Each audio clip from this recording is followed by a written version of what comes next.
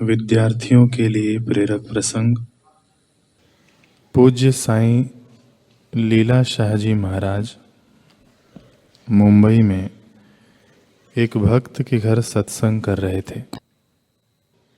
वहाँ उपस्थित लोगों से उन्होंने पूछा कि तुम कौन हो और क्या करते हो। तो किसी ने बताया कि मैं वकील हूँ, किसी ने कहा मैं डॉक्टर हूँ, किसी ने व्यापारी, तो किसी ने कुछ बताकर अपना परिचय दिया। फिर स्वामी जी ने कहा, भाई तुम लोग डॉक्टर, वकील, ऑफिसर आदि पता नहीं क्या क्या हो, मगर हम तो कुछ पढ़े नहीं, फिर भी तुम सब हमारे आगे घास काटते हो। बोलो, काटते हो कि नहीं? सबने कहा जी। स्वामी जी ने आगे कहा, हाँ, तुम सब तो पता नहीं क्या क्या बन के बैठे हो, फिर भी अशांत हो, और हम कुछ नहीं हैं, फिर भी आहा बादशाह है। बोलो, हैं कि नहीं? सबने कहा जी साईं हैं। अब लीला शाह जी जोर से हंस पड़े, उनके साथ बाकी लोग भी हंस पड़े। हंसी शांत होने पर स्वामी जी बोले, क्या करें भाई, यह आत्मधन है ही ऐसा, यह जिसे मिल जाए उसे सब मिल जाता है। इसके आनंद के आगे इंद्र पद, ब्रह्मा, विष्णु तथा महेश का पद भी फीका नजर आता है। और जिसे यह नहीं मिलता, उसे संसार का सारा ऐश्वर्य मिल जाए तो भी कुछ नहीं मिलता, क्योंकि समय आने पर वह छूट जाता है। इसलिए पाना है तो आत्मपद पाओ, अपने आप को पाओ, आत्म साक्षात्कार करो। ये दुनियावी पद और प्रतिष्ठा तो मनुष्यों ने मनुष्यों को दिए हैं। इन खिलौनों से राजी नहीं होना। ये चीजें व्यवहार के लिए तो ठीक हैं, मगर सच्ची शांति तो अपने सोहम स्वभाव को जानने से ही मिलती है।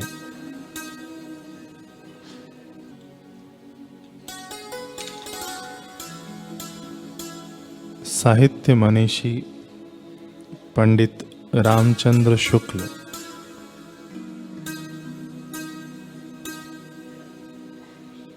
कलाकांकर रियासत, जो अभी वर्तमान में उत्तर प्रदेश के प्रतापगढ़ जिले का क्षेत्र है, ये कलांकर रियासत के राजा के सचिव व सहयोगी के रूप में सेवारत थे।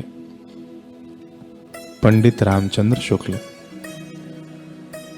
तो महामना पंडित मदन मोहन मालवीय जी के संस्कृत व शिक्षा प्रचार के कार्य में सहयोग देने हेतु शुक्ला जी ने अपना त्याग पत्र कलांकर नरेश के पास भेज दिया। नरेश तुरंत उनसे मिलने पहुंचे और पूछा, मालवीय जी से आपको कितना वेतन मिलेगा?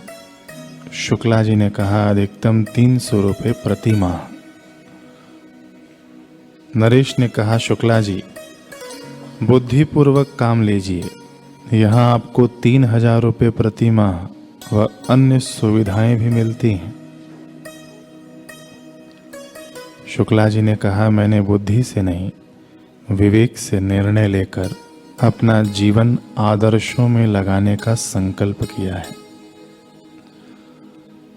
मालवीय जी जैसे महापुरुष के पुनीत कार्यों में सहयोग करने से जो संतोष मिलेगा, उसकी तुलना आर्थिक लाभ हानि से नहीं की जा सकती।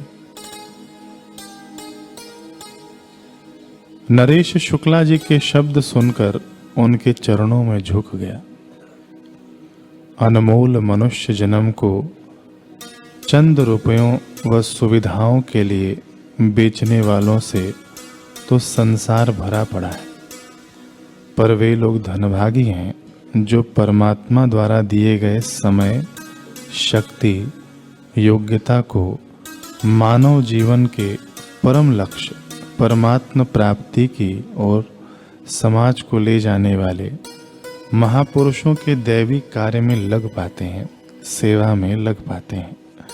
ऐसे पुण्य आत्मा केवल स्वयं ही धन्य जीवन नहीं होते, बल्कि अपने जन्म व जीवन से अपने देश, धर्म, जाति तथा माता पिता, कुल खानदान को भी धन्य कर देते हैं। श्री योग वासिष्ठ महारामायण में महर्षि वशिष्ठ जी श्री राम जी से कहते हैं कि बाल्यावस्था से लेकर भली भांति अभ्यस्त शास्त्र, सत्संग आदि गुणों द्वारा पुरुष प्रयत्न से स्वार्थ प्राप्त होता है। स्वार्थ यानी आत्मकल्याण, स्व अर्थ, आत्मज्ञान प्राप्त होता है। अकस्मात किए गए शास्त्राभ्यास, सत्संग आदि से वह प्राप्त नहीं किया जा सकता। अनर्थ यानी दुर्गति का कारण होने या अर्थ यानी उन्नति का विघातक होने से अनर्थकारी ऐसा आलस्य आदि जगत में न होता तो कौन पुरुष बड़ा धनी और विद्वान नहीं होता। अर्थात सभी धनी और विद्वान होते। आलस्य के कारण ही यह सागर पर्यंत संपूर्ण पृथ्वी निर्धनों और नर पशुओं से परिपूर्ण है। इसलिए आलस्य का परित्याग कर बाल्यावस्था से ही मनुष्य को सत्संग, शास्त्र अभ्यास आदि में जुट जाना चाहिए। यही सर्वश्रेष्ठ मार्ग है। जन्म मरण के चक्कर से छुटकारे का अन्य कोई मार्ग नहीं है। नान्य पंथा विद्यते अयनाय